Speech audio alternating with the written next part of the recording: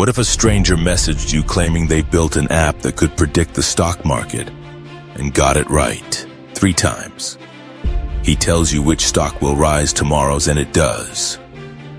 Next day, another prediction, another win.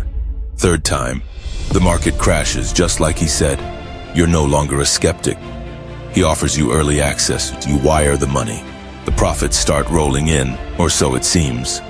But when you try to withdraw, insufficient funds. The money's gone. The app, gone. His profile, deleted. No trace, no refund. He messaged 1,000 people. Half got one stock tip, half got the opposite. Each round, only the winners heard from him again. A perfect illusion. They didn't hack his device. They hacked his trust. Think you're too smart to fall for it? So did he. Watch the full story, only on Cyber Storiez Podcast. Imagine you get a text message from a stranger. They claim to have an app that can predict the future, specifically the stock market. And here's the thing, they're right. Not once, not twice, but 3 times in a row. At that point, you're not just intrigued, you're convinced. How is this possible? Is it insider trading, a glitch in the matrix, or something far more calculated?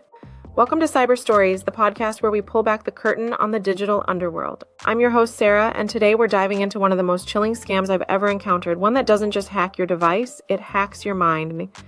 Joining me today is cybercrime expert Mr. John to crack this wide open. Mr. John, before we get into the details, when you first heard about this scam, what was your reaction? Thank you, Sarah.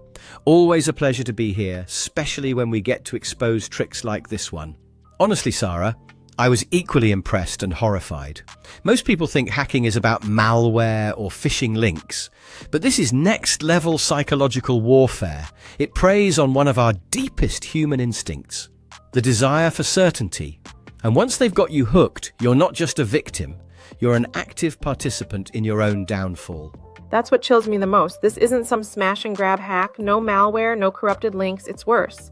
It's a slow poison. They spend weeks earning your trust, studying your habits, until you're not just a target, you're a willing participant. And by the time you realize what's happening, it's too late. Let's walk through exactly how this nightmare unfolds. To understand this with a real-life scenario, let's break it into 3 parts. The bait, the illusion of control, and the Vanishing Act. Act 1, the bait. Our victim, let's call them Alex, gets a message on social media from a stranger. The stranger says, "Hey, my team built this AI app that predicts stock movements. We're testing it. Want a free trial?" Now, most of us would ignore this, right? But Alex is curious. He starts checking the sender's profile. Seems legit, maybe even has mutual connections. So he reply, Predict the future? That's a huge claim. I'd be suspicious instantly. You see, they're laying the groundwork. This isn't a one-off message. It's the start of a relationship. They'll spend days, even weeks, building rapport. Talking stocks, sharing insights, all to make Alex feel like they've stumbled onto something exclusive. And then comes the first prediction. The scammer says, "Our algorithm says XYZ stock will go up tomorrow." Alex monitors the stock and it does go up. Okay, but that could be luck, right? Alex thinks the same thing. Skeptical but curious now. Then the scammers makes another prediction, different stock, different sector. Same result, a perfect call. And the third, and this time, predicting a stock will drop. Again, they're right. Wow. 3 perfect predictions? At that point, it would be hard not to believe them. You see, Sarah, when something like this happens 3 times in a row, our brains scream, "This can't be coincidence." But here's the twist, it absolutely can.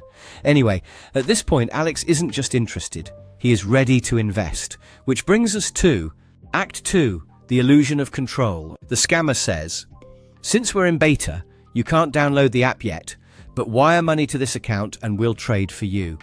And because Alex already believes in the app, he sends the money. Alex starts small, makes a profit. The profit looks real. The gains feel real and thinks, "I'm in control here." But I have to ask again, how? How could someone correctly predict the market 3 times? That feels statistically insane. It feels impossible, Sarah, and that's the point. It's an illusion, beautifully engineered one. Let's break it down. They're not predicting anything, they're playing the odds. Let's say they messaged 1,000 people. 500 are told a stock will rise, the other 500 are told it'll fall. No matter what happens, half of them see a correct prediction. The ones who were wrong, they're discarded. The ones who were right, they move to the next round. They repeat the same process again. Out of the 500 people who got it right, 250 are told stock B will rise. The other 250 are told it'll fall. Then the ones who got it correct moves on to the third round. Out of the 250 people, 125 were told stock X will rise, and the other half were told the stock will fall. By the third prediction, you've got a small group of people who've seen 3 miracles in a row, and they're primed to believe anything the scammer says. That's terrifying. So it's not about predicting the market, it's about playing the odds with human lives? Exactly. Now comes the most scary part. Act 3, the Vanishing Act. Alex keeps pouring money in, watching those numbers climb. On paper, at least. The app shows profits skyrocketing, green arrows everywhere. It feels like winning the lottery, until the moment he tries to withdraw the money. Suddenly the account balance reads 0. Messages go unanswered. The profile? Deleted.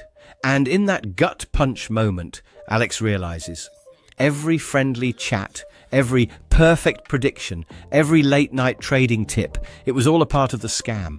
So, Mr. John, what makes this scam so hard to stop? So how do we defend ourselves? 2 reasons.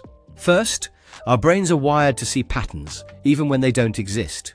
3 wins in a row feels like proof. Second, once you're emotionally invested, logic goes out the window.